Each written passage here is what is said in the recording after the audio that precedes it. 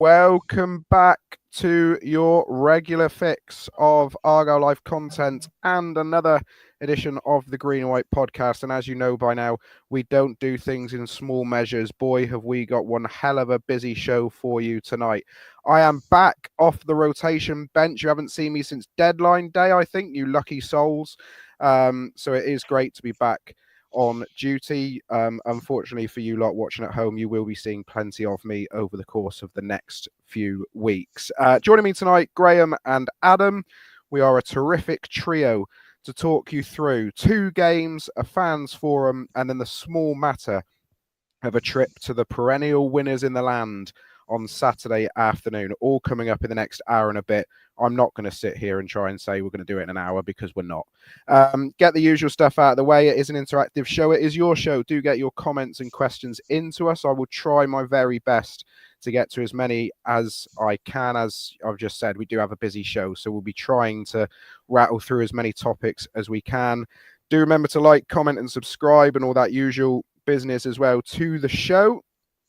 It is very much appreciated. As we've mentioned before, YouTube membership is available. Do check that out if you can for all exclusive content. We do have that excellent My Argyle Life that was done a few weeks ago that will be very, very popular, I'm sure. So do get ready for that. So, gents, I'm going to kick it off with a broad question, really. We've played 3 games in the last 7 days. And we've collected 2 points out of a possible 9 in the league. How do we feel at the end of a brace of 1-1s after that chastening afternoon in Lancashire last week? Obviously disappointing. Many would have expected the possibility of a win at Luton, although watching the game, I think we probably were lucky to get out of it 1-1 generally, but it was an aerial bombardment. I think Miron said there were 108 set pieces that they defended. Throw-ins, corners and free kicks, which was quite a few. And I think we defended 105 of them, where we only gave them 3 clear-cut chances, which, to be fair, Brown should have buried at least one of those. I put my neck brace away because it was in the air so much. It wasn't a football match. It was just aerial bombardment. And Luton are going to go down if they play that way. We just had to survive. And in the end, I was grateful for a point. What we needed was the 3 points from Cardiff, and that's what we didn't get. So 2 points out of 9. I think a few games ago, 4 blocks of 4, we had to sort of get 7-8 points out of those 4. And we haven't managed that. So although we're not too far off it on a points per game average to get 50, I think we're just fractionally behind. We really needed to beat Cardiff to feel more comfortable. And it just means Hull and Portsmouth away are the definitive games for our season, because if we don't start winning away, we're not going to do it.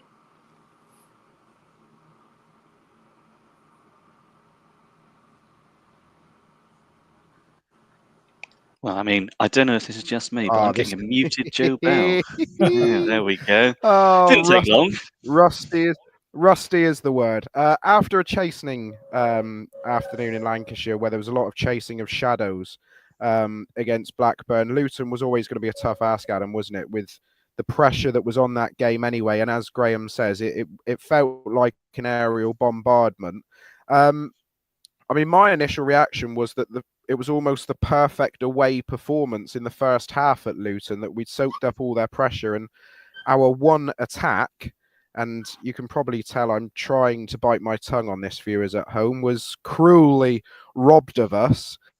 If we'd gone in at 1-0 at a game like that, the first goal is always crucial, isn't it? And how different it could have been that night.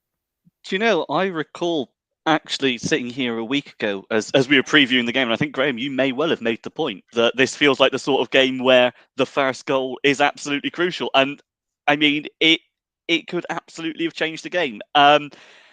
It is what it is. I know we've now gone through a couple of games where, and I'm not going to be stealing any thunder just by saying a couple of eyebrow-raising refereeing performances, maybe suggest, in the last couple. But I don't necessarily think that a point is undeserved for either side on that occasion. I think when I look at it overall, I think they had the better of the opportunities. The ones they had from set piece, and particularly Brown, as was mentioned, he's got to be hitting the back of the net with an opportunity like that. And it's been symptomatic of Luton season. They've missed too many chances, and that certainly showed there. But of course, as has been mentioned, if we had a perfectly legitimate goal given as a goal, then that could easily have leveled itself out as well. So it was. If I'm going to focus just on the Luton game, I think a point from there, from the sort of situation that happened, and with the way that we, how do I describe it? The way that we didn't have the rub of the green, getting out there with a point was perfectly acceptable.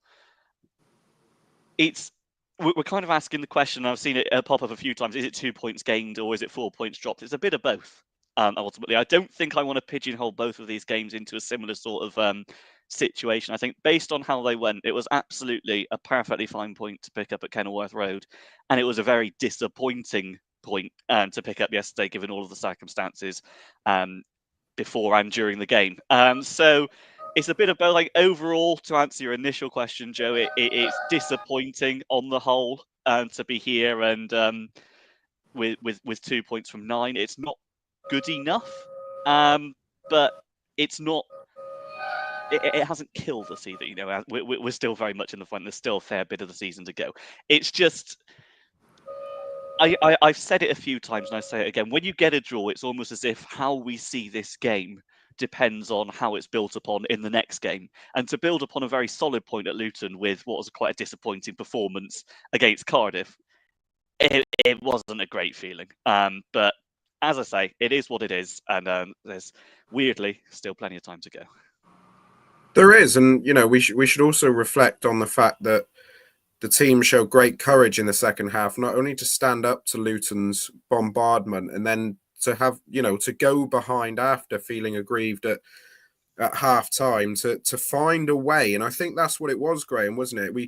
We seemed to really capitalise on the fact that McGuinness was off the pitch, having his 30 seconds off the pitch. And, you know, unlike yesterday, which we'll come on to in a minute, we were very quick on getting that ball back in play and sending that ball as far into the box as we can. And luckily, Maxi did his job at the back post.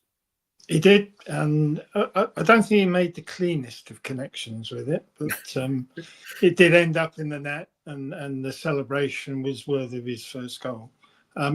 We played them at their own game. The one bit I was slightly worried about is the number of short corners Luton played, and we didn't defend very well, which thankfully Cardiff didn't do that. But it was noticeable, and I think the commentary on Sky picked that up. And also the one defensive area where Katic got drawn across and left Brown a bit of space to score the goal. But, you know, mistakes are going to happen in that high pressure environment. To get over having the disappointment of having a goal disallowed, getting back after going a goal down. And the key to our survival is scoring first. How many times in the last few games have we not scored first? Only Millwall in recent memory, I think. And we went on to win the game. If we'd scored first against Cardiff, they wouldn't have done what they did. If we'd scored first against Luton, as Adam has said, it'd have been a different game. And we may well have gone on and won it. So scoring first is paramount. If you do that, you win 70% of the times. And I think it's 82% draws. So score first. And we come on to Cardiff. We never look like scoring first against Cardiff. No. We will touch on that very briefly. I think it's just a high time we do mention the 1,300 brave souls who ventured to Kenilworth Road on Wednesday night. They certainly had. I was relieved that they had something to celebrate, because obviously with us having such little attacking output, it was a joy to see that moment in front of them as well. So fair play to all those who went. I had a number of messages sent to me on Wednesday night about a potential ref watch about Wednesday. I'm going to do a double one. I'm going to give you a double whammy because I feel like I can't be having two segments in one. So I'll snowball what happened on Wednesday with what happened yesterday in a bit. Moving on to yesterday, given the short turnaround, and I think this is where perhaps a little bit of foresight perhaps needed to be given by those who gave us this date, in the respect that it was I now sympathise with Jurgen Klopp, who I berated for years, who moaned about playing in Europe on a Wednesday and then having to play a lunchtime kickoff on a Saturday. It seemed a bit nonsensical, the fact that we had to, rush back on Wednesday night and get ready for a game yesterday lunchtime with only a day's practice. So I'm not trying to make an excuse before we get into the nooks and cranny of it, but did we perhaps expect a little bit too much given the physical output that was needed on Wednesday night, Adam? And then to get ourselves up to go for what you don't have to be a rocket scientist to work out how Cardiff play and how they set up. It's totally different to the team that we took on back in October. Did we go into it with perhaps too much of a lofty expectation yesterday before we actually try and dissect the game itself?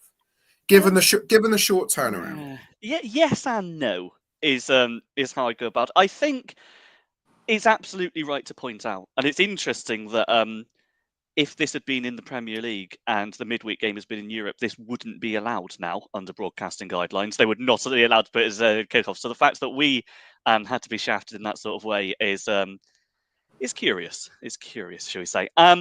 So I think that has to be kept in mind, and it was quite the effort at Luton to fight for that point. And there's no doubt that there were some tired legs out there by the end, as of course you'd expect with the bombardment we had. So that is a mitigating factor.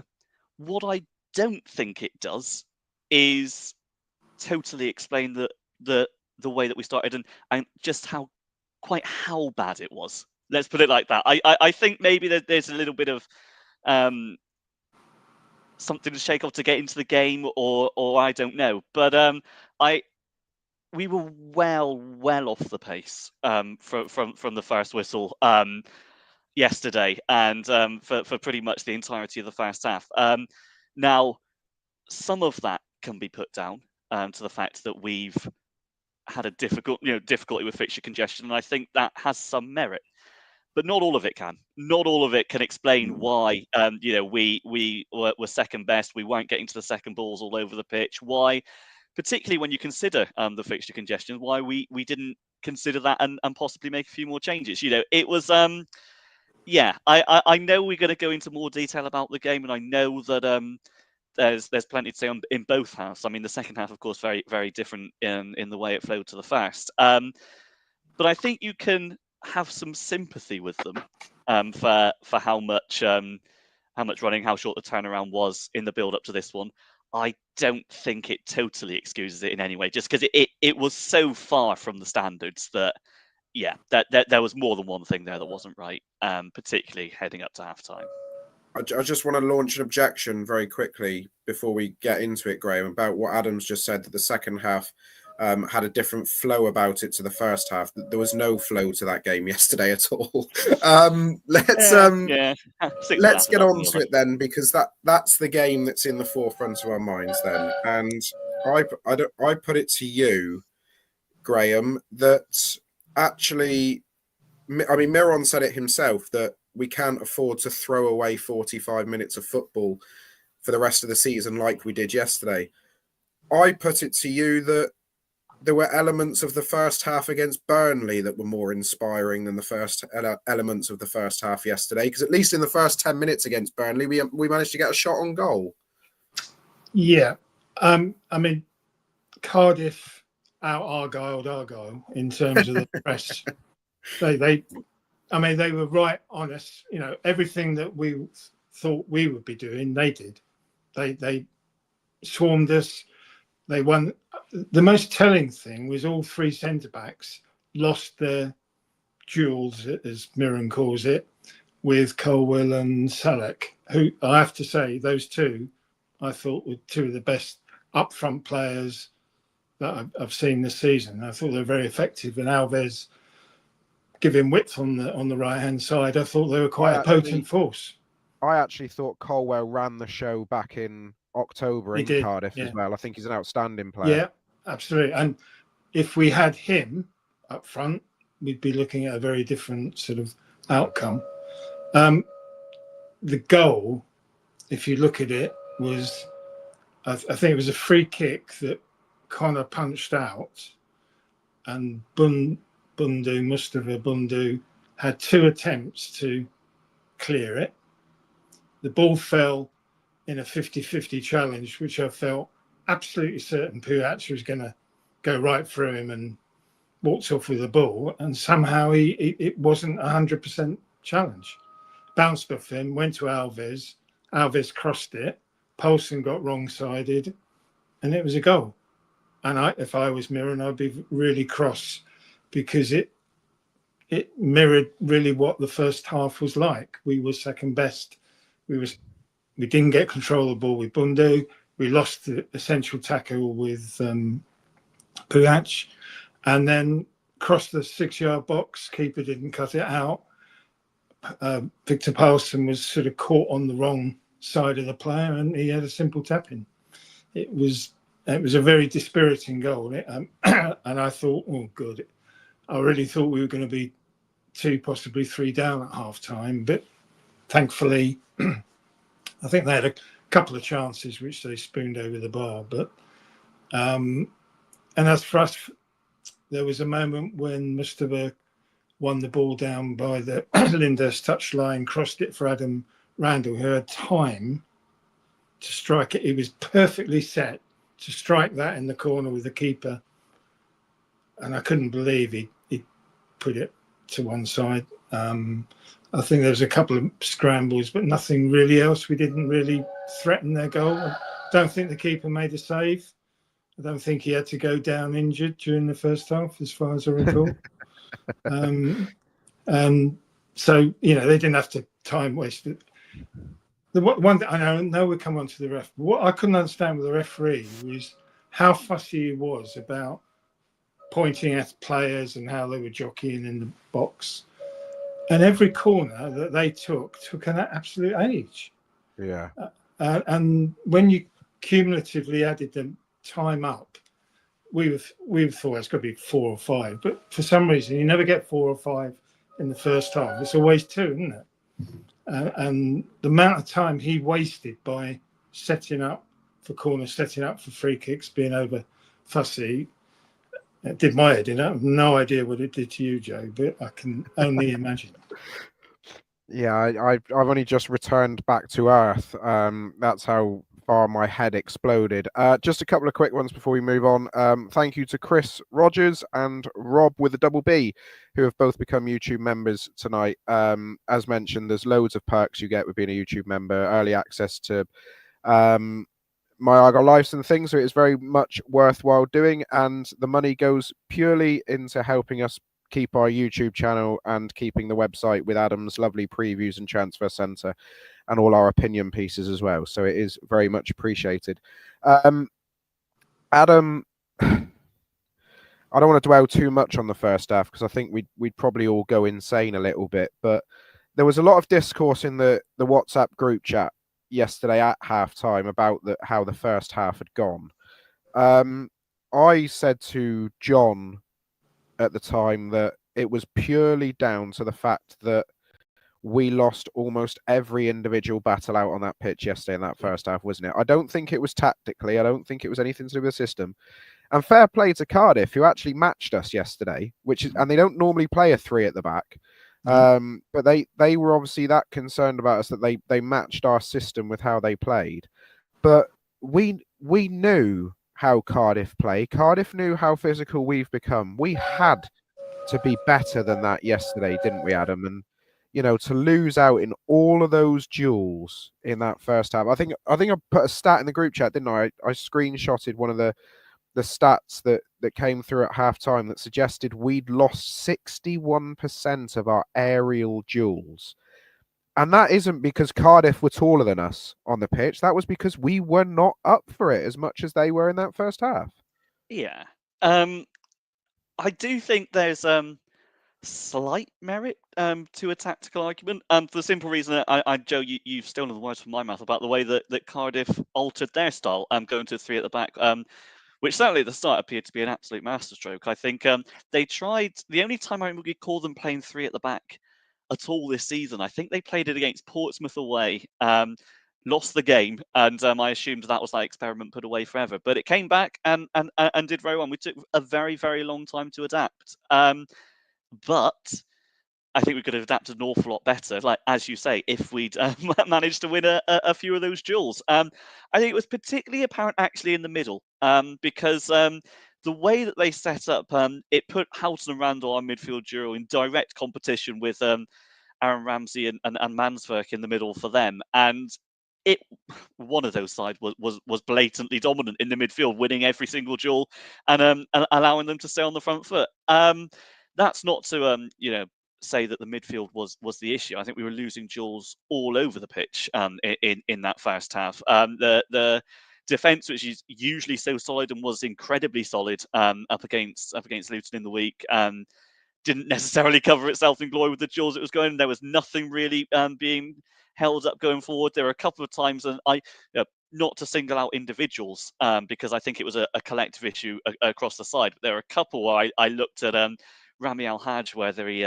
got involved, whether he just completely bottled a challenge or whether he didn't win his challenge. It was particularly poor, and I think particularly disappointing. I can understand why, and by the way, I'm very pleased that he's done this. I can understand why Muslich was particularly displeased with the first half, because that is not the blueprint of his side at all. We know, and to be fair, we know generally successfully on the last few weeks that his side, he wants his side to be a match for anybody in a physical battle. If it's going to be a game like yesterday's, his teams with their physicality should be able to come out on top. The fact that we didn't, and again, it's for many reasons. It's you can point to the tiredness, you can point to the tactics, you can point to just not being up for it. I think they're all reasonable thoughts to have. But cumulatively, yeah, I think it's absolutely right. It wasn't good enough at all. Admittedly, we haven't been good enough in the air all season, or at least we hadn't been before Muslich's arrival. And that first half kind of gave me flashbacks to part of the Rooney era. We just didn't feel like we were up to a fight with anybody, let alone a Cardiff side who we know are gonna play like that where they can. Yeah, I was very disappointed. I think I've made that clear. And I'll try not to dwell on that first half too much longer. But yeah, I think the point is absolutely fair. You cannot go into a game like that losing the vast majority of your duels and expect not to be punished. And duly we were. Yeah, I mean, I'm going to move on from the first half now because that's what we need to do. And I suspect Miron probably took a coat of paint off the changing room wall at halftime, trying to get some life into them. One of the ways he tried to get life into the side was to take Callum Wright off, who it appeared had a knock.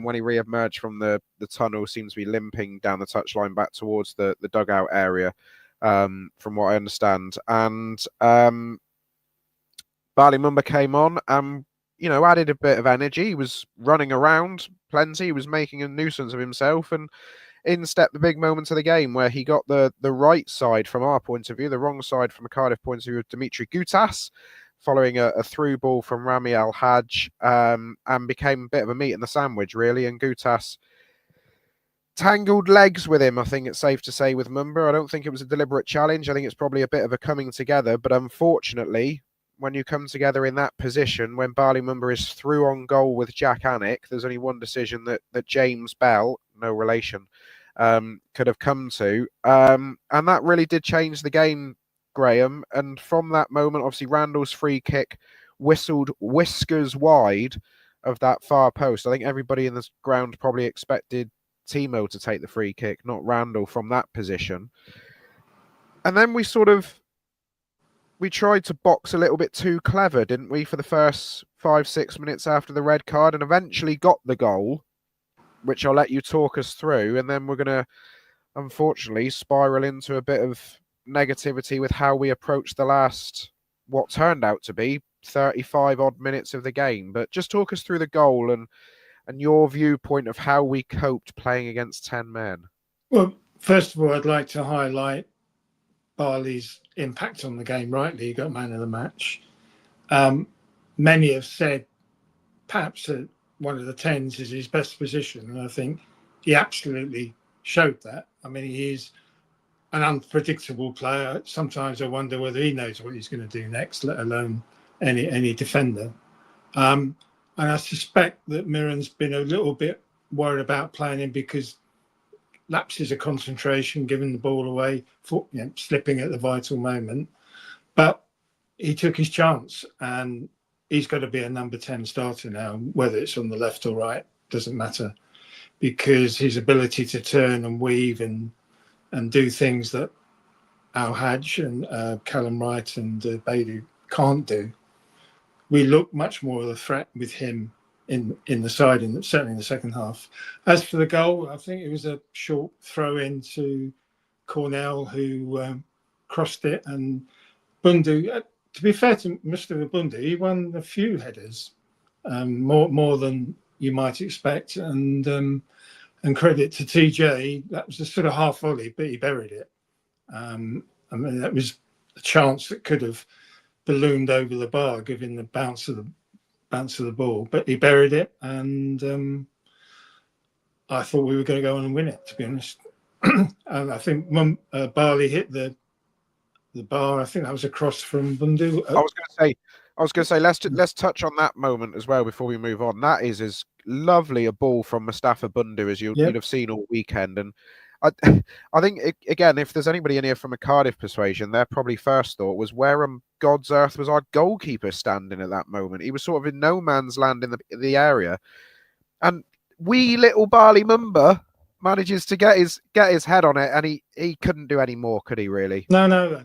It's, I mean, a couple of inches low, bottom of the bar and in, wouldn't it? So, I know, he looked a threat all game, but their disruption of the game after we hit the bar was, I mean, we just couldn't get any flow. I don't think we had a real clear-cut chance. We threw Katic up, which for me was the right tactic. He was getting a bit cross with the bit of the Chuckle Brothers to me, to you in the back three, when I don't know why they weren't getting a position. We just need a diagonal to the far post where Katic was and win the second ball. I mean, that may well have produced dividends, but I think that the Cardiff's tactics just interrupted any flow, any rising of the crowd, and we all got frustrated, and it just fractured and was horrendous at the end. I think when the goalkeeper went down, or when the two had both had cramp at the same time, I think that was 10 minutes, and I think he played 115 in the end, or 15 minutes. But of that extra 5 minutes, there was more acting of injuries and that, and so we certainly didn't get. And if you add on the time he took to set up free kicks and corners, I mean, the in-game time for the ball, I should think, was one of the lowest we've probably seen at home park for a long time, even though it was 115 minutes long.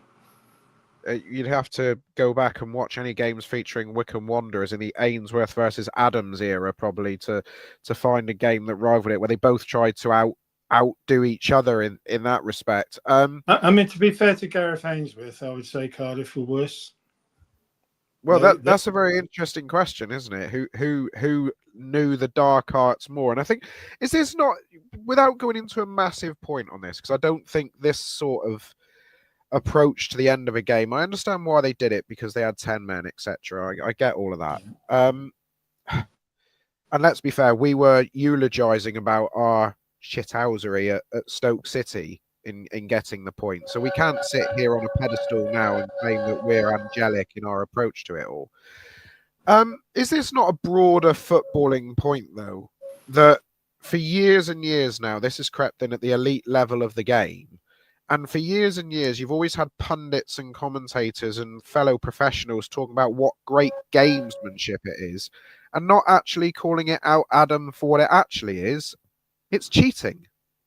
And as I say, we're not saints in this. We used every trick in the book we could possibly use at Stoke to get out of that game with a 0-0.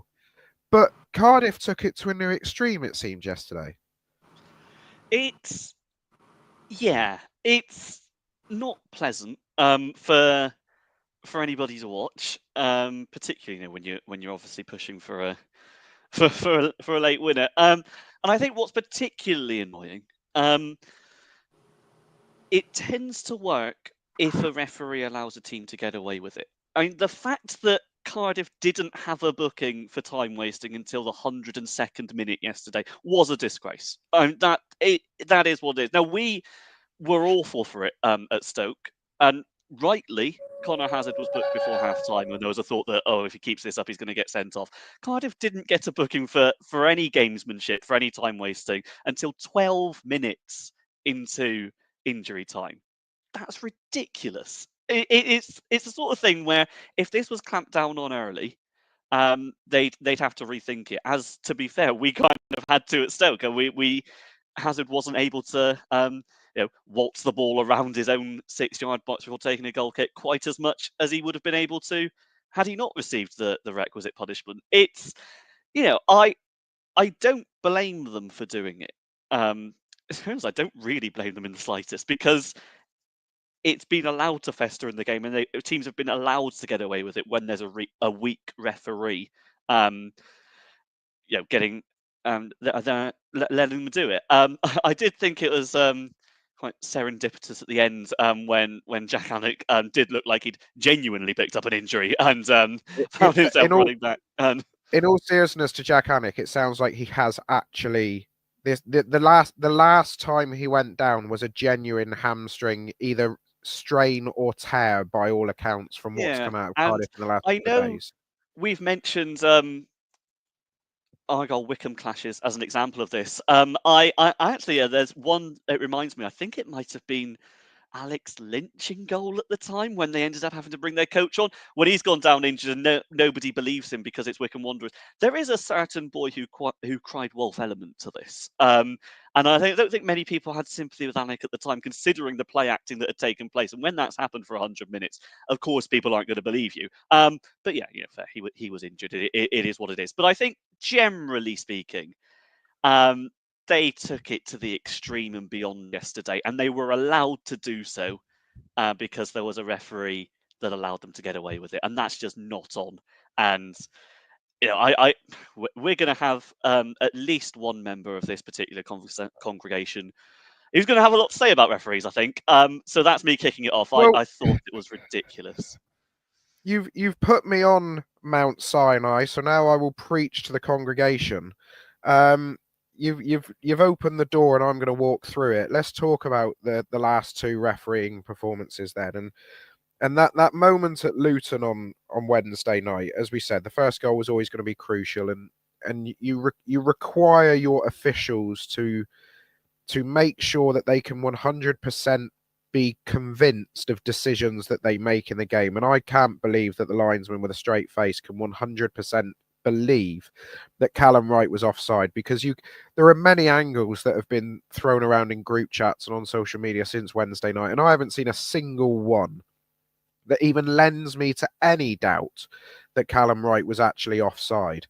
I certainly, don't get me wrong, I'm not blinkered. I know it's a tight call and they go for you or they don't, but I just think in that situation, you can't be 100% sure that Callum Wright is offside, and therefore you have to give the benefit of the doubt to the attacker in that situation, I think. Ninja Matt saying, can someone check on Joe's post? I'm trying to stay reserved during this, don't worry. And then we come on to yesterday with James Bell, and Graham's delivered one hell of a stat backstage before we came on live tonight. Adam, this will be the first time I think you've heard this, that James Bell is only second in the championship this season on cards given out, yellows and red. And I bet you can all guess in the comments who is top and is at the very top of my Christmas card list every time I see his name. You would be right if you're assuming Mr. Gavin Ward of the Surrey Referees Association is top. And that probably just tells a whole story in its own right. But it's ironic that James Bell is so high on the list for cards given, and it took him 102 minutes, or however long it was yesterday, to issue a yellow card for gamesmanship. I mean, there was a moment that we'll talk about it. The moment where Perry and G goes down for cramp, and the lad is there sorting out his cramp, and then as he lets go of Perry and G's leg, he develops cramp. I mean, how has he got cramp by stretching someone's leg out? I can't understand how the referees allowed that to happen. You know, it's very difficult for a referee, particularly with a goalkeeper, and I understand that you can't necessarily always claim a goalkeeper's conning you. And, you know, there was that farcical moment, wasn't there, straight after the red card where Anik went down claiming he had a leg injury, and the referee tried not to buy it for as long as he could. But I mean, in fairness to what we did at Stoke, it was the same referee, incidentally, who did the Stoke referee was the same one who did West Brom a few weeks ago, and then was parachuted in at the last minute to do Wednesday night. So it's the third time he's done it since New Year, which is probably a record in its own right. But to be fair to him at Stoke, at least he booked Connor Hazard after 40 minutes. He was trying his best to make a point of it all. He then proceeded to let everything go in the second half, which was comical by his standards, that he was so hot on Hazard's time wasting in the first half. All it needed yesterday was James Bell to put his stamp on the game early, and he proceeded to not do it. It felt to me like every 50-50 in the first half was going against us in terms of tackles. And then there was a brilliant moment in the second half where Cardiff almost looked aghast that we'd won a free kick on the grandstand side, when Mumba basically has his legs kicked from underneath him. It's a clear foul, and the Cardiff players genuinely couldn't believe that the referee had given it. And I suppose that's an indictment on his performance, because of what he wasn't giving or was giving was so inconsistent. And that is the word, unfortunately, with refereeing standards these days, is it is all inconsistent. And we'll come on to it a little bit later on, that we probably won't have to have a ref watch after Saturday night's game, because we won't just have one referee looking at every decision that takes place on the pitch. We'll have three of them, because we have that wonderful three-letter word that everyone's so enamored with getting involved on Saturday. But we'll come on to that in a bit. I'm not going to go into a massive rant. A, my voice isn't going to hold up to it, and B, you don't want to hear it. But that's why. There's the refereeing that we've seen this week. Graham unashamedly called me out a week ago here on this podcast for my stance towards Sam Allison's performance at Ewood Park, and I did say that if you all thought I was apoplectic last week, you can imagine how my poor family have coped over the weekend with what's gone on in our games. One final point, then I'll get one player off you. We'll do that before we move it on to the fans forum, lads. Our game management the last 20 minutes. Miron sort of touched on it in his post-match press conference, that the decision-making was really poor yesterday. The moment where we set up for a long throw right at the very end and we play it short. I mean, that would have been enough to send me out of the ground, probably. Our decision making in the last 20 minutes, we've got to be better, haven't we, Graham? I mean, you've got the situation there where their keeper is on one leg and we're not throwing, we're literally not throwing the ball into the box. No, I mean, didn't we get one cross into the box in the last 6 minutes of play or something stupid? And bearing in mind, we had Katic up there who was getting angrier by the second because he wasn't seeing any of what he thought he should get. And nothing was in the 6-yard box where the keeper would be challenged to come out and punch or catch, or we could nick it in front of him. No, we let ourselves down there. And I'm sure that point was hammered home post-match, or when they review it on Monday. Or no, it won't be Monday, Tuesday, isn't it? Because they've got 2 days off. I was going to say, I'm not even sure it'll be Tuesday, will it? I think today's a normal day off for them anyway, so I wonder whether they won't be back in the building until Wednesday. But I might be reading. He implied 2 days, so I take it as the Wednesday because they'll travel up on the Friday. So he wants time on the grass, as they call it, to ease people in. I mean, now he's got Bali Mumba effectively sorted. Boateng's the next one to make an impact. And actually, I thought he was quite tidy when he came on. He won a couple of challenges, and I can see him getting more game time over the next few games because I think Adam Randall was looking tired.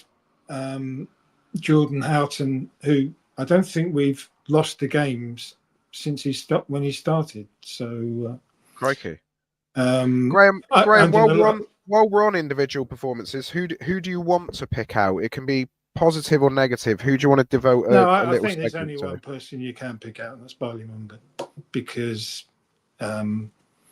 he was the difference. He got us to point. He nearly got us 3. So, head and shoulders above.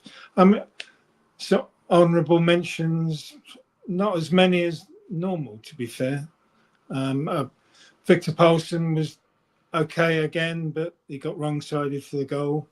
I don't think Maxi and Katic had their best games at all. We didn't in midfield. Bundu had an influence on the game in the right times.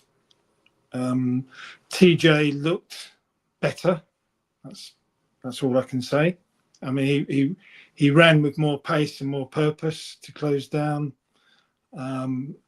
He just has an inability to get off the ground for his size. But I genuinely think there's more to come from him. The goal will have done him the power of good. We're going to need it, aren't we? Yeah, well, I mean, we haven't got options, so we're going to have to rotate with him and Mustafa Bundu up top, and we just got to hope that he can get fitter, get more into the system, and make more of an impact. I mean, it's difficult to say our future success depends on him, but he's going to have a major part if we're going to get the goals that we need to get the points that we need. Because,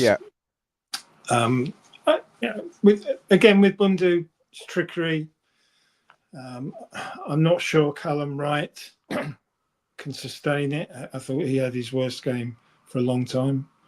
Beidou seems to have disappeared without trace. Al Hajj definitely bottled a few challenges, but is technically gifted and capable of making that sliding pass or shooting from the edge of the area. So but can only say Bali Mumba as the standout player, and nobody else was close. Adam, is there anybody you want to pick out individually, either positively or negatively, really, from the performance? I'm going to go with one that Graham, you can correct me if I'm wrong, but I didn't hear in the reading off. Puhac, Timotheus Puhac, who I really like as a player, and I think at his best offers an awful lot to this team. So I don't want this to be an indication that I think he's awful and never want to see him play for us again. It's absolutely not the case. But yesterday, I think he probably had his poorest game for us, in truth. And I think it's not necessarily a surprise. We've always known what Puhac is good at. We know the areas where he likes to get into, where he likes to put the ball into the area. And we know going forward, he's a real asset to have, and something that actually in this Muslic system can be crucial. And I think we've already seen that on numerous occasions. I mean, the first game under Muslic, he got the assist for Al Hajj. So that's something he does very well. Defensively, as I've said a couple of times, he's never really convinced me. And I think particularly given the pressure we were under in the first half yesterday, that showed. He was completely overrun, I thought.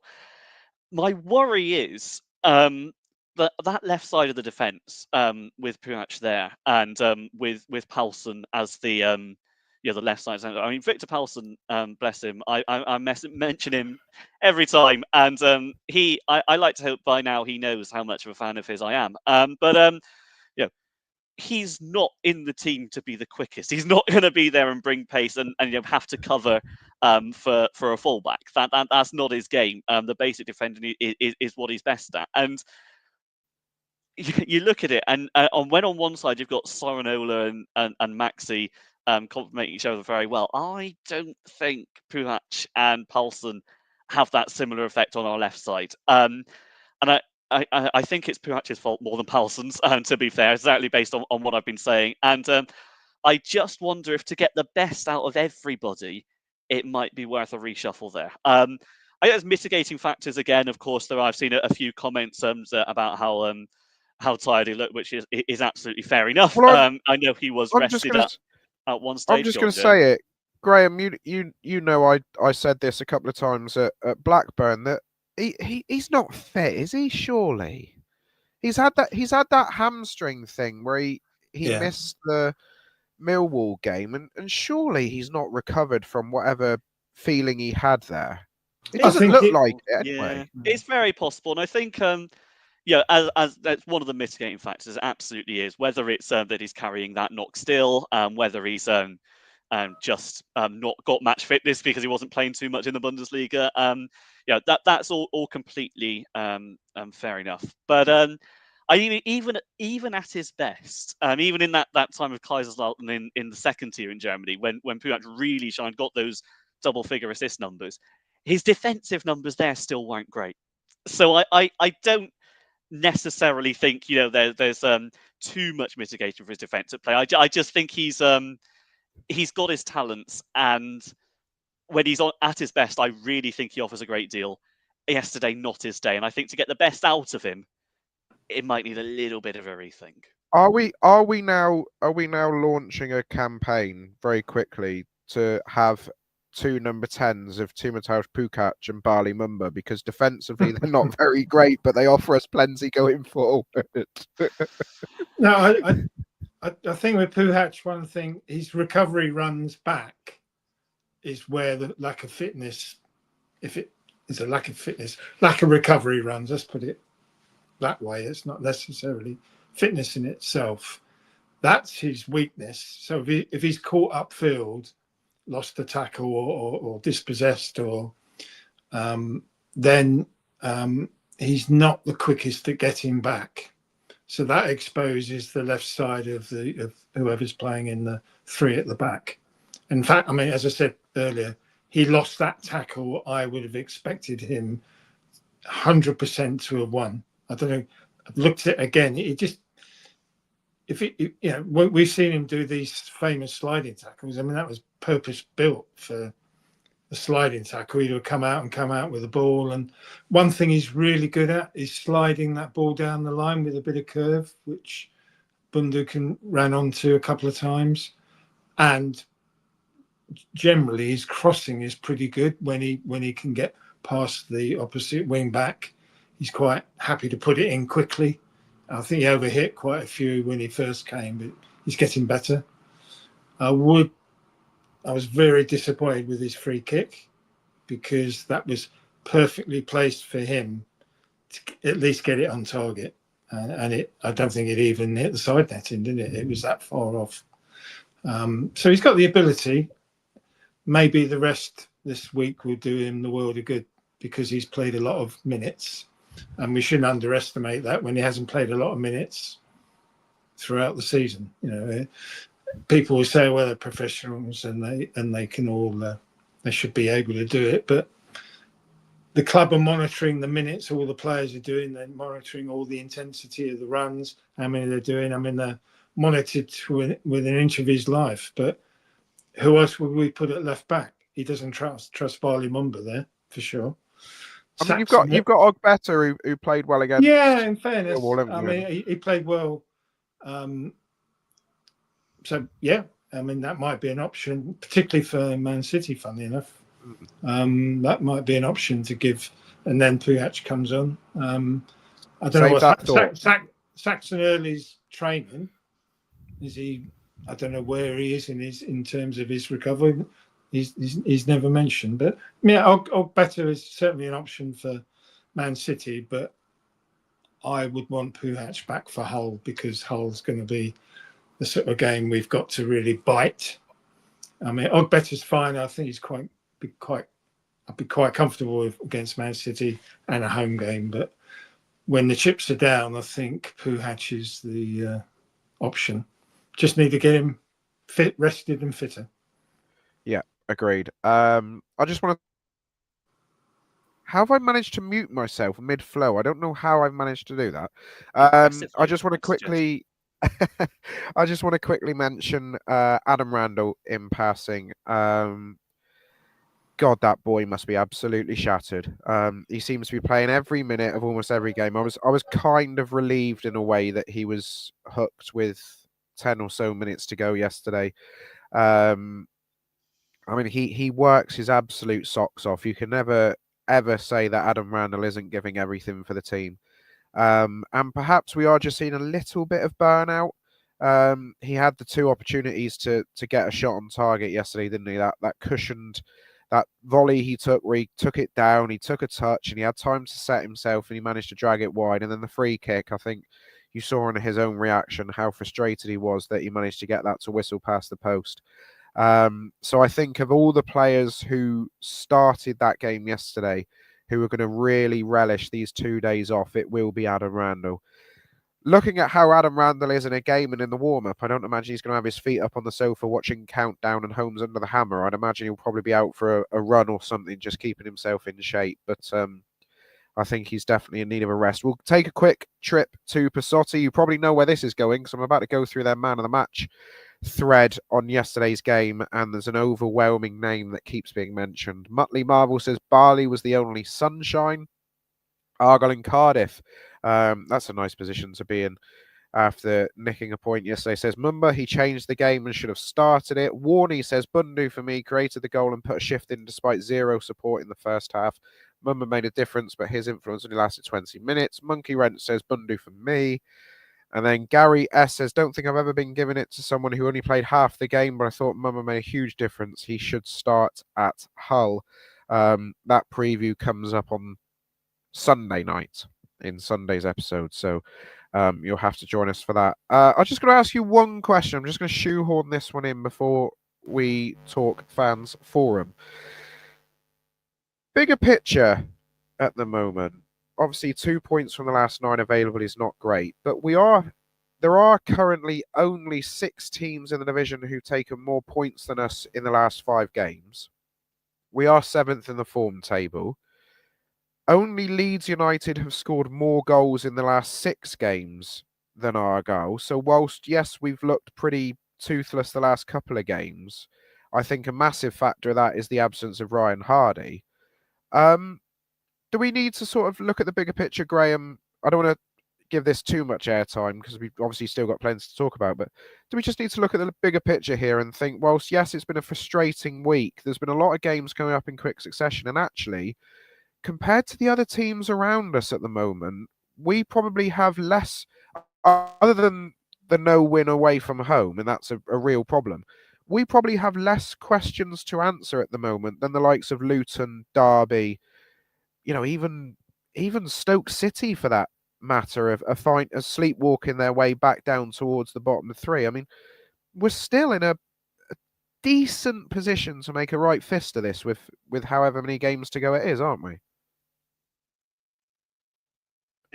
So if we one at home, 1 away, 1 at home in 3 consecutive games, that's 9 points.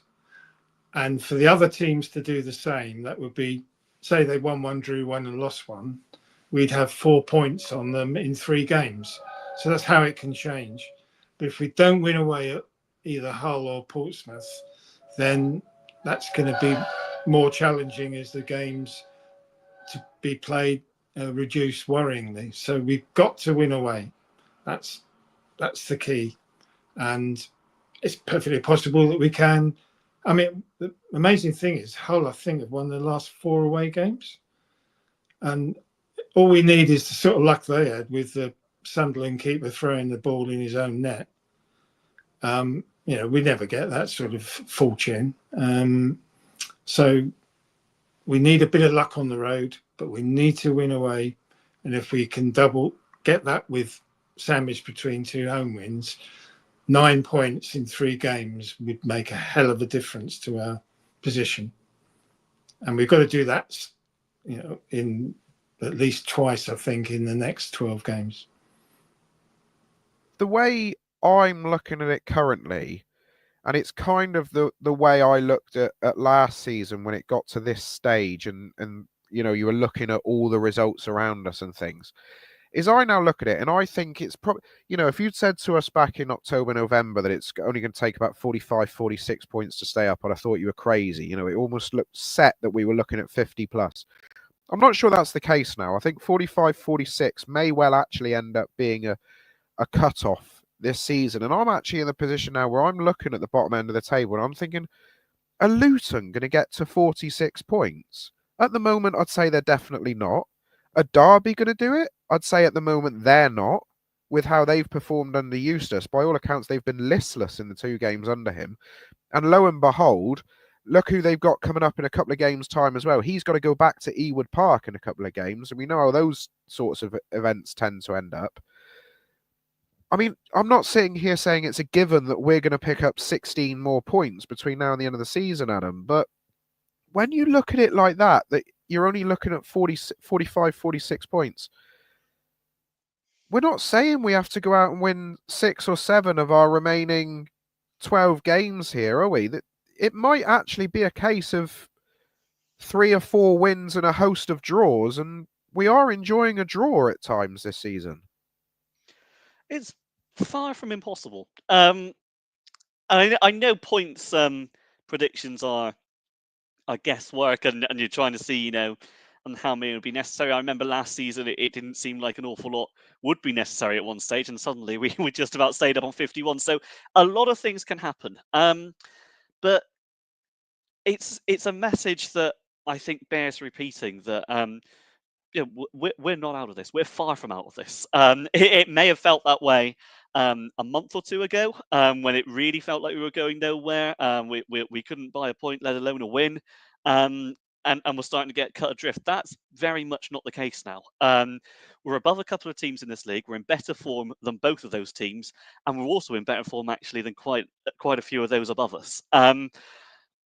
If you're going to ask me, are we going to stay up? If it's that sort of question, I still think I'd possibly lean towards no. But we're very much in the fight here, and if it's a week where we have 3 games, as Graham said, and the majority of those go our way, then that could be the only springboard we need. We'll see. Lots of twists and turns to come, I've got no doubt. I'm not going to pretend I'm confident, but I'm not confident either way, if that makes sense. I'm not going to sit here and say we're absolutely certain to go down either, because that's very, very much not the case. We're still in this. We're still very much in this, and I hope we can do it.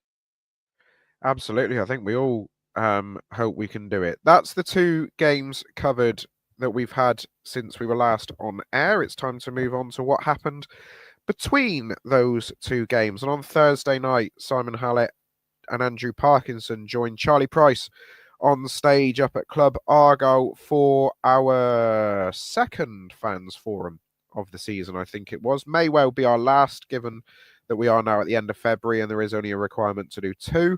I remember when it was muted that those were going to be quarterly things. Those were the days. Graham, you went along.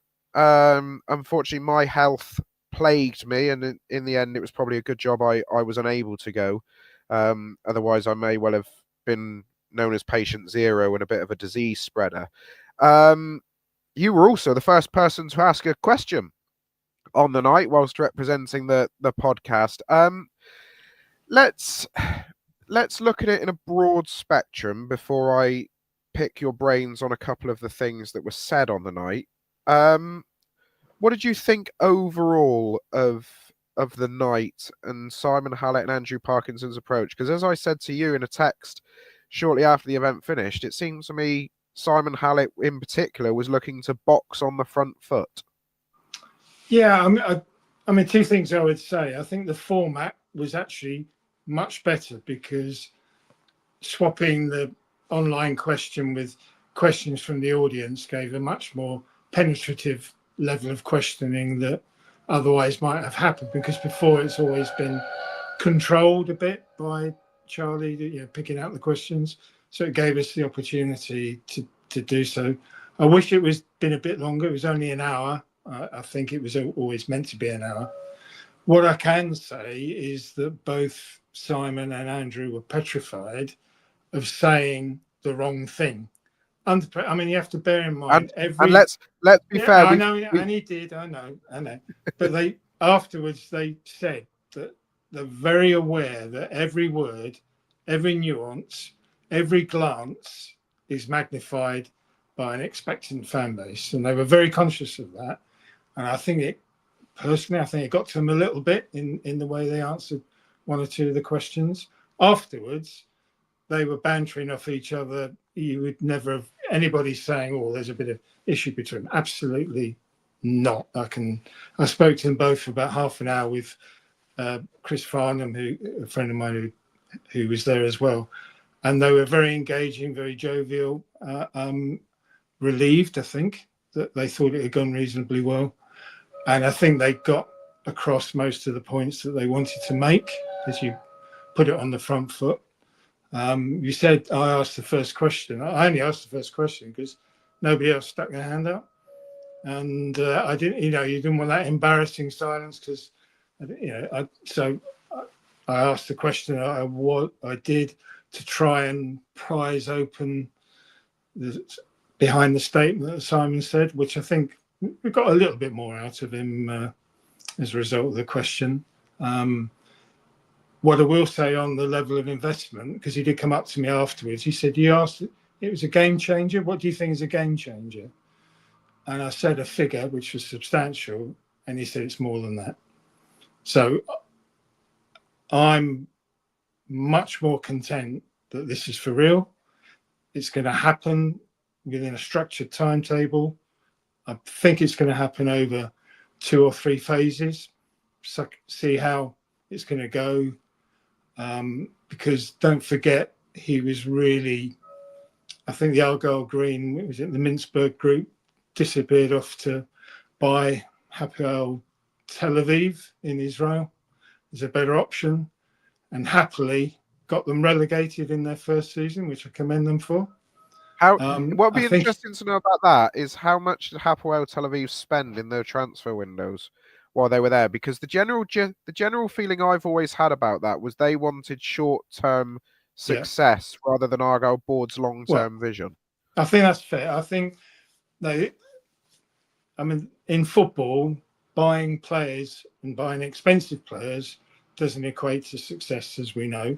We've bought some expensive players in the January window for us, and they're yet to sort of translate that expenditure on the field. So it's not an absolute. What the decision was, Simon wanted some help to fund what's now called Fulston Park.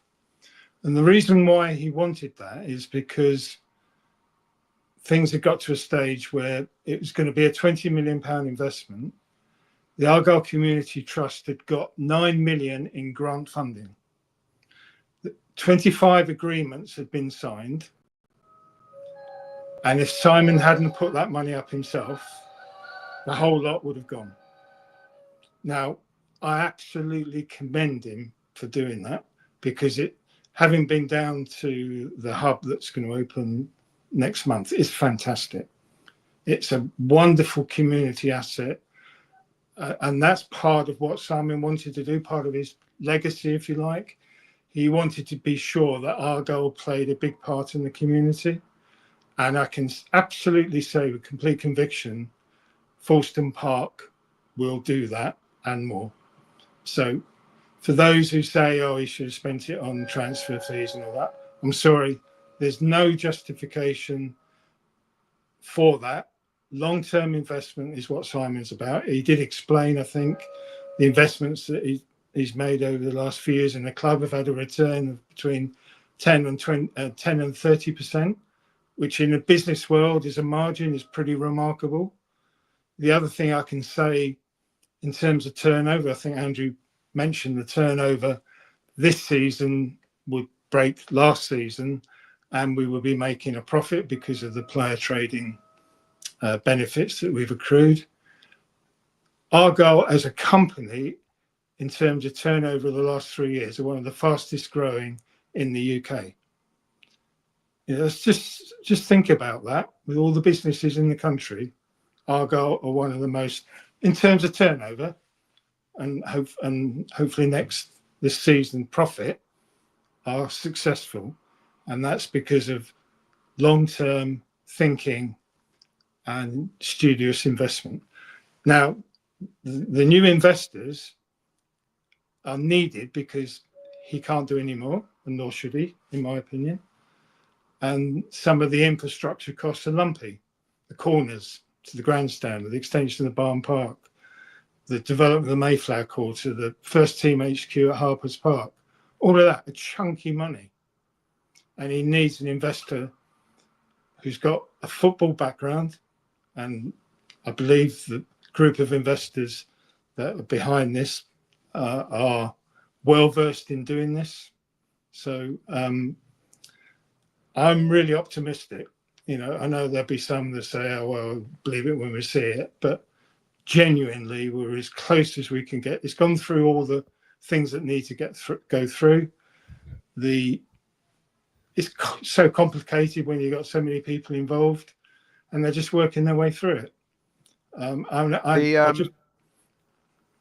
Sorry. The point about the shareholders agreement being signed, that was a big point, wasn't it? Because last time when it was down in St Dennis, it was just an agreement had been struck. But the fact that now shareholders agreements have been agreed in principle, I think is a big step forward. Graham, a question's come in from JB Janner Bay. You obviously don't have to answer it if you don't want to. What was the figure you said to Simon that he said was less than the investment? I am not going to say, because I knew that would come up. But I mean, we know he's put roughly 30 million plus in. That's all I would say. It's a sizable figure and more than I expected it to be. Phased over a period, but more than I expected, and enough, I believe, to do the necessary infrastructure, plus a bit more for transfer funding. Yeah, I mean, exactly. And, as you say, Simon's put an insane amount of money into the football club that was needed at the time. One of the things that struck me, and I mentioned this to you, I'm sure I mentioned this to you in my text afterwards, was and it struck a chord with me because it's something I've mentioned on the podcast before, and it was the question about having football people on the board. And this was something that Simon, it struck me, it struck a nerve with Simon a little bit. He was very passionate in his answer, and it's absolutely to be commended the way he answered the question. But the thing for me with it is I'm not sure he quite understands I didn't send that question in. I just want to put that out there. But when I've mentioned it, I've always said that whilst, yes, Simon has 8 years experience as chairman of the football club, and yes, Andrew has 14 years experience working at Liverpool and Argyle and things. If you take Andrew's experience in football, for example, Andrew's experience in football with Liverpool was on the corporate and hospitality side. It wasn't on the football operations. It wasn't on the day-to-day changing room to boardroom relationship and things. What I've always meant when I've said that we've always needed a football person on the board, and let's be fair, I've only ever said this since the news of Neil Dewsnip's departures come out, because that way we were going into recruiting a manager with only business people essentially on the board at the time. So I'm absolutely delighted that we're looking at appointing a sporting director, because in my opinion, you almost need somebody to act as an intermediary between the changing room and the head coach in the academy and the women's, etc., in one department, and the board. I don't think it's right to have a clear path there. I think there needs to be somebody who can act as like an advisor. Essentially, that's all I'm saying with a football person. I know he went on about Andrew's granddad had played for Liverpool, and do we have to play inside left and things. I know that was all tongue in cheek, but somebody who's got that real life experience, if you like, of working with football departments, with working with the board, etc. I just think it's so crucial. And the other Yeah. thing that struck me about his answer, Graham, if you want to elaborate on it, was the thing about we don't have, what was it, football, or we don't have orthodox football people. If we want orthodox football people, we'd be poorly run. That seemed to surprise me a little bit. Yeah, I think we should remember for 5 years we had somebody with extensive football experience at the helm as the link between the team, coach, manager, whatever you call him, and the board. And for 4 years, it was excellent. Yeah, but of course, how many people say he was responsible for the 2 decisions that were made? So you have a football person that's certainly recommended Ian Foster, no question. Had a football person, and let's be clear about Neil Dewsnip's background. It's pretty extensive.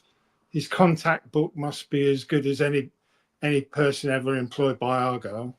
He could phone up Gareth Southgate. You know, he could speak to anybody. So we've had a football person for 4 or 5 years. Would a football person have employed Miran Muslic? Imagine if we'd got Neil Warnock as the football person on the board. What do you think we would be? Who do you think we'd be employing? Probably Neil Warnock if we got Neil Warnock. Well, quite possibly, yeah, absolutely, yeah. But I think it was timing. I mean, you know, whatever happened when you reduced it, we don't know. Obviously, there's some difficulty legally over what happened because they admitted to that. But I mean, I was surprised the word sporting director came out. I thought, and if I'd had an opportunity to ask another question, it would be, what's the difference between a director of football and a sporting director? I've got no idea. I think they're one of the same, but it's just a bit more fancy because teams in Europe have sporting directors who oversee everything, oversee recruitment and tell the head coach to get on with the players he's recruited. It seems to be the modern yeah, term but for is that? I don't know. I think we as football fans, don't we want our head coach stroke manager to have a part to play? Can you imagine having a sporting director, Miran Muslic comes in and he recruits none of the players that Miran wanted? I mean, it's just, it's going to be a very challenging appointment because if we're to go playing in a certain direction and require certain players, we've got to have a sporting director who's wedded to that philosophy. Otherwise, you're going to get the tensions that, you know, you read about it all the time. I mean, look at Dan Ashcroft Man United are absolute basket case. So spent how many millions getting him, and then within months he's gone because he wanted to recruit different players to what the team coach want. So I think in an ideal world you'd want Miran to be very much a key part of the appointment process of a sporting director. The only issue is at the moment he can't devote any time towards a recruitment process of somebody of that ilk. So maybe that's something that needs to be kept to the summer. One final thing, and then we'll move it on to Manchester City. I really want to stress, using my platform here as a Argyle podcaster, I really want to stress how important it is we get a development side or an under-21 side.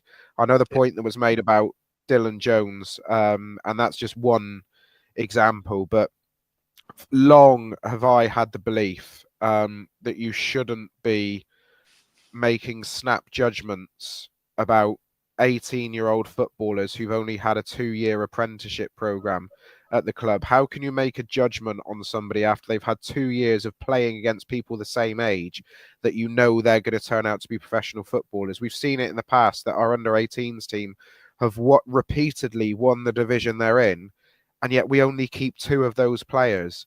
Yeah. And I just wonder, hopefully, with Brickfields coming online, that this will give us the platform to go back to having an under-21s, an under-23s, a reserve team, a B team, whatever you want to call it, so that we can give more of these people a chance. Because you've got to remember, as 18-year-old men, they don't stop developing, growing, getting stronger, more physical, etc., for another 4, 5, 6 X amount of years, depending on your body composition, your body structure.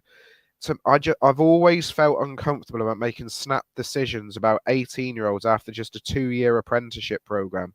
Yeah, so hopefully, and I know Andrew referenced this in his answer to the Dylan Jones question in particular, hopefully that when we get online with Folkestone Park and with the new sporting director, who by it sounds of it, his or her first brief is actually going to be to carry out a total football structure review, from what Andrew said, that they're going to evaluate everything, hopefully, and in terms of with what Miron can add as well, that we can add a reserve team or an under-23s team, because I just like us to be a little bit less reactionary when it comes to, I mean, look at this year, for example. Our under-18s are in the quarterfinals of the FA Youth Cup. They're having a fabulous league season. Realistically, how many of those under-18s are going to get professional contracts because we don't have a team that they can develop in for 2-3 years playing people of their own age group? That's the issue. So that's my only point. I'm going to get off no, my soapbox. I'd agree. I think Andrew was naturally conservative because he didn't want to say we're definitely going to have it when it would be the decision of sporting director. But for me, no question, if you're going to do Folkestone Park, you've got to have an under-21 side. And yes, it's going to cost, because I think we did play in the, didn't we play in the Premier Under-21 Cup? We did, yeah. And I think Exeter played in that this season. So I don't know why we're not in it this year. Is it because we're Championship club? Possibly, I don't know.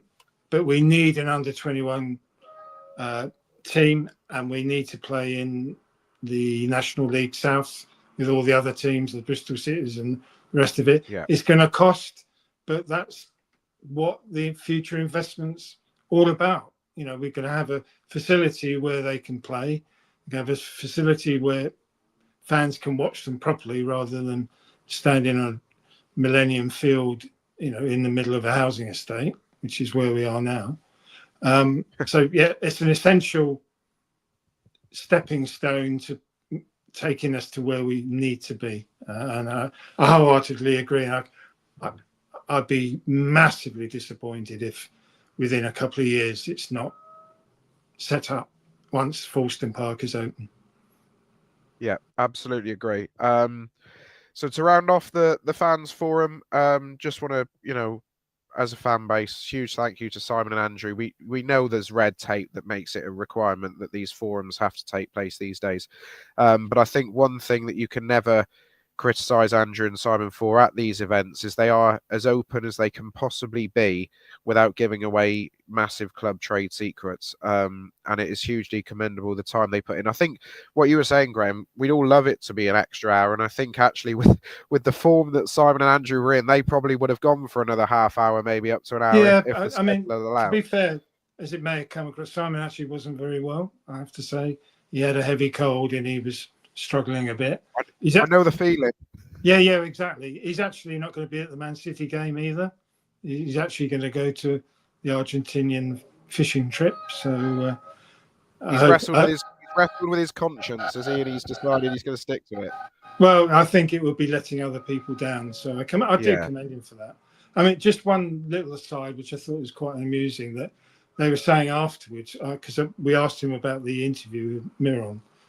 And he said, well, he came in with a small little suitcase and a laptop. And he sat down and then, this is, I think Simon's mentioned it publicly, he went through the last 10 Argyle games, segment by segment, said which players he wanted, which players indicatively he didn't, how he would change the style, and which players he would want. And they were bowled over by it. But then he went to the Brentford game. Then they put him on a train. He's still got his suitcase and laptop. And he arrives at the hotel. He's got no clothes. He's just arrived in Plymouth with nothing other than a small suitcase and a laptop. So I think it was a quick dash to man at Marks and Spencer's to get himself kitted up in the style that he's got. And now he's happy. He's got his own flat. I think he's got the same apartment that Wayne Rooney had. in Royal William Yard, and he's got a new BMW, courtesy of the club. Excellent. So I think he had his family over. So I'm glad to say he's settled, which is good to see. And I should think he needs a couple of days off, to be honest. And hopefully he's reading about his Venezuelan politics or whatever he reads. And that is true. That's the last book he read, was about Venezuelan politics. It's incredible, isn't it? And I think an hour in Miron Muslic's company would benefit everybody. I think we'd all learn something, not just about football and tactics, but just about general approach to life and things. Yeah, and if you haven't seen it already, do check out our socials, but also Miron's Instagram page. That the quote he put up today, I think, is really we should all be pretty happy with who we've got in our dugout now. He buys it, he knows what the next few weeks mean. And as Just a Janner says, he enjoys a cheeky nachos and Fanta as well. I think that's maybe nacho and Fanta sales will be going through the roof in this city. Right, hour and 20 minutes. We've put it off as long as we can. Well over 1,000 of you joining us this evening. We're very grateful. Let's quickly rattle through the small matter of a trip to the Etihad to take on, I don't know, in boxing terms, you'd call them the undisputed champions of England for at least another 6 Premier League games anyway, before Liverpool get their hands on a 20th Premier League title. We have the small matter of Manchester City away in the last 16 of the Emirates FA Cup Saturday evening. That still doesn't sound real, to be quite honest with you. 5:45 ITV4. We will find out tomorrow which officiating team we have for the game. I suspect it may well be somebody that everybody knows quite well. I don't imagine we will be getting Gavin Ward for this one. I wonder if Michael Oliver or somebody like that is already looking at Manchester hotels for Saturday night. I suspect we might have one of the more familiar names in the refereeing world.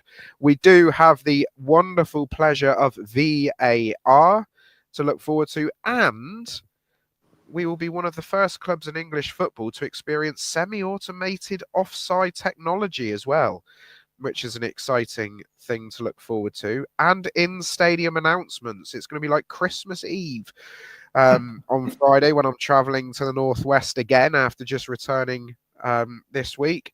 Adam, I'm sure you're going to table us a lovely piece on how we're going to create another shock in the FA Cup, but I'm going to ask you the question that I wanted to ask TalkSport before I was cut off before the Liverpool game. Why can't we be the story once again?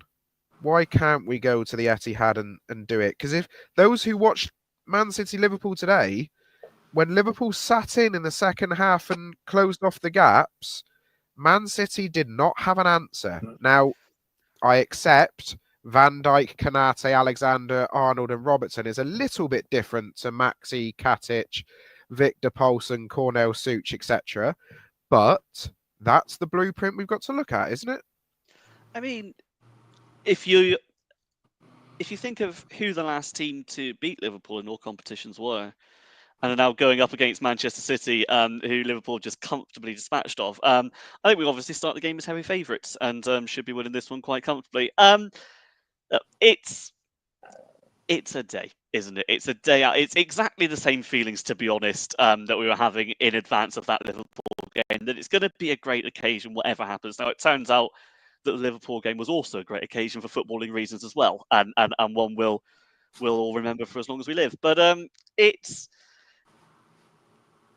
the comment on screen. It's the FA Cup. Anything can happen. It's absolutely right. It's it's one game. It's 11v11, and who knows? I do. I've seen a few thoughts about maybe we kind of not necessarily throw the game as such, but play a weakened team here in order to look at Hull. It's not something I necessarily subscribe to. For a couple of reasons. One, completely emotionally. Maybe I'm an old romantic, but this is the sort of occasion where it feels like a reward for a lot of hard work that we as a club have done over the years, and obviously for beating Liverpool. So yeah, we may as well go the whole hog there, put our first team out, and and enjoy it as much as we possibly can, and reward those players who actually got us here. I think I'd love to see more have a go, and also because it can be quite a springboard. We saw a very similar team that played against Liverpool play against Millwall 3 days later and completely turn them over. So, I really hope we see a strong side. And to be honest, I'm fairly confident we will see a strong side for Argyle. Who Man City put out? I mean, I don't know. I'd expect them to be rotated. We'd all expect them to be rotated, but it is obviously, after losing to Madrid, their last chance of silverware this season in the FA Cup. So perhaps Guardiola might be thinking, I don't want to make the same mistake Arne Slot did in underestimating Plymouth Argyle. Very quickly, whilst you're on Manchester City side, I'd quite like to see Erling Haaland play on Wednesday rather than get a run out next Saturday night, if truth be told. Whilst it would be great to see Erling in person, I'd much rather we go up against James McAtee than Erling Haaland. Yeah, I don't think you'd see much of him anyway when he's struggling to find his way out of Victor Palson's pocket. So it's all much of a muchness, ultimately. Yeah, I'm not going to pretend that I expect us to win this game, nor am I going to say that I expect it to be a particularly close game. But it's going to be a fun day out for everybody going. And hey, why can't we be the story? It's exactly the same conversation, as I say, that was going pre-Liverpool game. Here we are, nothing to lose. Go out and enjoy it. It might just be heroes again. We might, and Richard Sloman will be hoping we do it in normal time because he's driving back afterwards and doesn't want extra time and penalties. Yeah. I think, given I've got to get a train out of Manchester after the game on Saturday night as well, I'm not totally keen on extra time and penalties, although I do only have to go half an hour further west to where I'm staying. Graham, this is, I mean, if the FA Cup run that has already been so special and created so many headlines is going to end, you want it to end, as I mentioned at the top of the show, at the home of the perennial champions in this country, in the shape of Man City, and quite comfortably the most talented squad in the country, whilst they're not putting their best foot forward this season. But more importantly, what a wonderful challenge and reward this is for Miron and the coaching team. After masterminding the Liverpool result, they're now going up against one of the greatest tacticians modern day football has ever seen in Pep Guardiola. This is a wonderful challenge for everybody, isn't it? It is. I mean, it reminds me a little bit of when we drew Arsenal and played at the Emirates. So I can't remember where Arsenal were in the Premiership at that time. I think were they top or second? And we went 2-0 down, and then Carl Duguid scored that goal at our end, as it were, and that was a fabulous moment. And for a little while, at least, we looked as though we were back in it. The interesting, I don't know if anybody's seen, there's an article on Pep Guardiola and how his methodology of football is out of step with what's going on in the modern tactical world. And I do recommend that as a read, because his tiki-taka style, passing around the back, and that, I actually think that will suit us, to be honest. I'd love them to try and do that. We're going to be up for it. They don't move it quickly either, do they? No, they move it quite slowly. In a strange way. I mean, if we could only score first, so I don't care how. What a joy that would be! What a joy! Reverberations around the world. Don't forget, Liverpool. The Liverpool game was seen all around the world. Australia, New Zealand. Chris, Joe, you were interviewed umpteen times. Crikey, just imagine how popular you might be if we had got some sort. Well, we will a result at Man City. I mean, it would just be like off the chart. Realistically, I hope we score. Yeah. And I hope we give them a game and give them a fright. And ultimately, some of the bigger guns may come on and with their Premiership and European football know how just outdo us. But I want us to give us a good account of ourselves. I want us to score. I want it to be a great day out. If we lose, the league's more important, but just get us a goal. Even if we are all in the upper tier at the moment. Exactly right. And I think I think one thing that we can be sure of is Pep Guardiola, in all his time at Manchester City, has always given the FA Cup the utmost respect. I mean, you even saw it Leyton Orient. We saw in the first round against Salford, everybody was on the bench. Haaland, a lot of them were on the bench. They were ready to come on if needed. He then even went to an away game and did what Arne Slot didn't, and took Foden, De Bruyne, Grealish. He took them all. He took most of them down there with the squad. So I think one thing we are sure of is that we are going to get a huge amount of respect given to us. And why shouldn't we? We've beaten Brentford and we've beaten Liverpool to get here. So I think Pep Guardiola is the sort of man who will give us the respect. Look, it's going to be a wonderful occasion. As I said, if the FA Cup run is going to come to an end, what a place for it to end. And as you say, Graham, let's hope they leave everything. I was going to say, let's hope they leave everything out there. I hope they don't leave everything out there, because then it makes Hull a bit of a challenge. However, let's not forget that we are staying in the north. We're not coming home. We don't have that massive recovery time to deal with when we come home. We're staying up there. So perhaps they can give absolutely everything out there. And as you say, Graham, same as before the Liverpool game. Let's hope if we score, it's meaningful. Let's hope it's not at 6-0 after an hour, because then it will feel a little bit hollow. Let's get that first goal. Let's have a moment like we had at Stamford Bridge. Let's have a Hardy moment at Home Park. And why can't? I'm sat here as you were talking, Graham, about how Man City set up, and I thought to myself, well, they pass it quite slowly. I'm actually picturing in my mind that we are going to take this quite long in the game, and we are just going to be stubborn and make it difficult for Guardiola and his men. Graham, what's your score prediction? 2-1 City. Adam?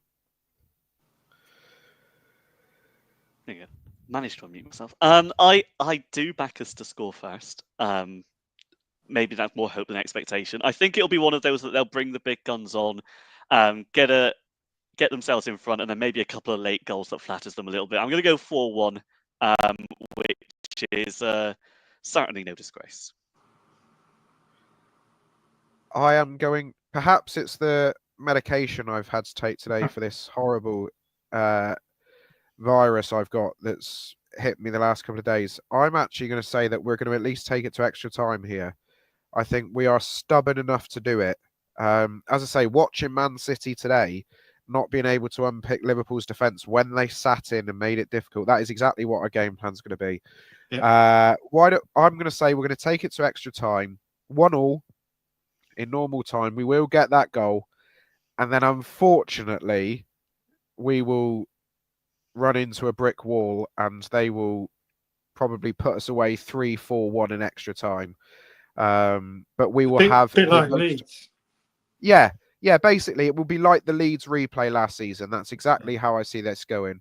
But we will live the dream for around 100 minutes or so on Saturday night. If you haven't got your tickets yet, do make sure you're getting them in the right priority window.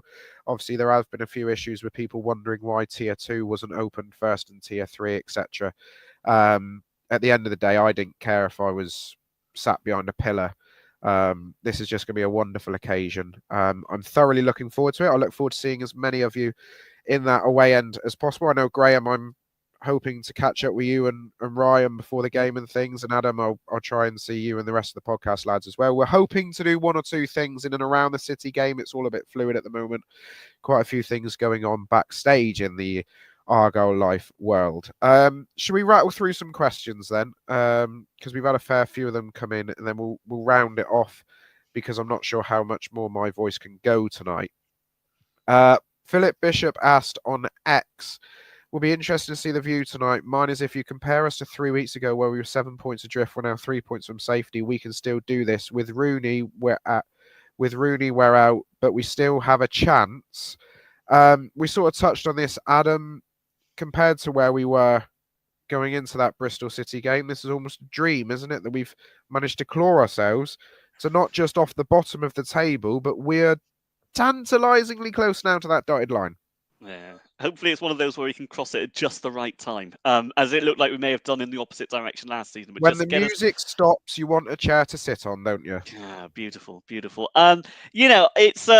very different. It's a very different feel. I could go on this point and spend 5 minutes ranting about how we've got ourselves into the position by employing Wayne Rooney, but I'm not going to do that because nobody wants to hear it, and we've been here for an hour and a half. So let's just say it feels a lot better now, and we, of course, as I mentioned before, whether I think we're going to stay up, or whether I don't think we're going to stay up, we're in so much of a better position than we were a few weeks ago, and it's credit to the team and the team behind the team that we've got ourselves in touching distance. Absolutely agree. Robin's Nest asked Graham's, do you honestly think we will win another 6-7 games before the season's out? No. Right now, it's just about getting that away win next Tuesday. I make the point again, get that away win, combine it with 2 home games, get 9 points, and see what the other teams do in those 3 games. And it's surprising how quickly it changes, because if 2 of those teams only got, say, 4 points, we gain 5 on them in 3 games. So it can change within 3 games. I can't see us winning 6 or 7, not forgetting we've got Leeds and Sheffield United at home. Leeds last day of the season. At home. And Coventry, I think we're normally pretty good against Coventry at home. I've always felt it's going to go down to the last game of the season. I know. And I just hope and pray Leeds have got promoted by then and they've won the championship by then. Otherwise, that's going to be a game of all games. I hope and pray, if it is going to that last game of the season, that I will have landed in Greece and have a nice chilled cocktail in my hand by a pool somewhere, and I'll be turning my phone on to the Greek mobile networks to find out that we have indeed stayed up on the final day, although I'd like it to be done a little bit earlier. On that thought, Jay Leach in the YouTube comments says, Sam was going to do drag if we beat Sunderland. If we stay up, what is Gaza going to do? This is in relation to Gaza in the comments, so perhaps we can sort of get Gaza to come up with something. I think it was drag if we stay up, wasn't it, Adam? I think we were talking about something ludicrous if we stayed up on the final day. I think we were. And then after a couple of wins, that started to become deadly serious and immediately worried me. Sam became less coy on the matter of appearing in drag. Yeah, we'll see. I think regardless of what happens, there's clearly going to be. I know what it was. If we stay up, it's fancy dress on the Barbican, isn't it? That's what it is. Fancy dress on the Barbican. Sure, that the viewers were deciding for us what we were wearing. And I think if it's fancy dress that is specifically drag for Sam, I think that was the agreement. If it wasn't, it is now. Yes, exactly. We're all gonna, I'm sure, have a good time on the Barbican after the season's over, and let's hope we're all in a celebratory mood, as we were after that whole game, which I think is a night for those who can remember it, which not all can. Hello, Alfie Divine. We will, it's one that will live long in the memory for the rest of us. I was going to say the only thing this time is we can't party with Divine. Adam, stay unmuted. Robin's Nest asked, because Sam's not on this evening, when was the last time we played? I mean, it was in the league is the question, but just when's the last time we played Man City in general? I've absolutely no idea. For heaven's sake. We've said this before. We said this now. When Sam Dam's not on the podcast, these questions are not going to get answered. I'm sorry Robin's to all Nest, concerned who may have Robin's had expectations. I've let you down. We will WhatsApp Sam down. I'll find out. Hang on. Graham will find out. If we don't find out tonight, I will get him I've got it. He's got it straight away. Crikey. Right. Rob says 1970s at least. Stevie Vaughan says 1989. 89 is correct. 89. Stevie Vaughan on the money. 89. In what was the old Division 2. Right, okay. What's that in current money? Is that League 1 or League 2? 89, that was before the Premiership, so it would be second tier. Unbelievable. In the 88-89 season, we actually played Man City 4 times. Oh God, we did it. Like we did against Leeds the other year? Yeah, because the Football League Cup was home and away, and we lost 1-0 away and 6-3 at home, and then the league we lost 1-0 at home and 2-0 away. So basically, we lost all 4 games to them. Excellent. So they owe us. In fact, the last win Argyle had against City was January 1988. Well, there So, we go. What's that? That's 12, 30, 37 years. There you are. They Just before definitely you were owe us. born, Joe, wasn't it? Roughly. Yeah. Don't, because I have to start writing a 3 in front of my age very soon. Rob, as asked, has the fancy dress theme been decided? I think from what I can remember is we're leaving that up to the viewers to decide what each person wears. I think I've already had a suggestion that I have to go in full refereeing kit with a tin of spray and everything. So that ought to be fun when it comes around. Just a couple left to go. John Chris Benson on YouTube asked, I don't know about anyone else, but thoughts on Pukac on free kicks and corners. He still always seems to overhit them. Looks like he just punts them. Adam, with all due respect to your namesake, is it still better than what Adam Randall's delivering from certainly corners at the moment? I mean, if he fails to put one past the first man again, I think I'll burst a blood vessel. But Yeah, given the choice of the two, I still want Puhac on them. I think it's been one of his key strengths for a while now, and particularly I think maybe this week again, the days off, but the week when we get back into training with the set piece coach fully settled in, that can only help. I think Puhac has a very, very strong record from set pieces, and Adam Randall doesn't. That's not. We like Adam Randall on this podcast. I think that's become very clear. But I think in this specific situation, yeah, I'd still fancy Puhac's delivery more than I would Randall's. I think one member of the Argyle Life congregation likes Adam Randall a little bit too much than the rest of us, but thankfully Aaron is stuck on a GWR train this evening, so he can't get in the comments as much as he normally would. Last but not least, Graham, and I think it's a pertinent point, I've heard it mentioned a couple of places over the weekend. How do we use Al Hajj in this system? Because he's very much a luxury player. We know that. He obviously doesn't want the ball up around his head and competing for headers and things, because that's not his game. He's somebody who wants the ball at his feet. I think it's a similar case with Michael Baidoo. How do we get the best out of them at the moment? Because I don't think, whilst I do think this style of play is going to evolve over the summer, I think this is just a short-term pain for long-term gain situation. As I said in the post on Passotti earlier, how do we get the best out of what we've got for now until Miron can recruit his own people properly in the summer window? Well, I think both of them were recruited for a 4-2-3-1, playing central of the three. That's the truth. And so it's very difficult to see them how they fit into the Miron number 10 requirement. I just can't see it. So unless that changes over time, they're not going to fit into the way he plays. They're not competitive enough. That Al Hajj has got some talent, unquestionably, but that would be as a central in the 3 and a 4-2-3-1, and same with Baidoo, who but they're not number 10s, and neither. I don't think Baidoo's a number 9. So I'm struggling to see a role for them. I have to be honest. It's a tricky one, isn't it? And maybe something like the Man City game on Saturday night, where it is a bit of it is a free hit. There's no bitter bit about it. It is a total free hit. Maybe that's the sort of game where we can try and find a way for them to fit into the system with a view then to Hull on Tuesday night. Gentlemen, I think that's about it, really. We've probably paid just the same amount of time as James Bell played yesterday afternoon, and we've not time wasted once.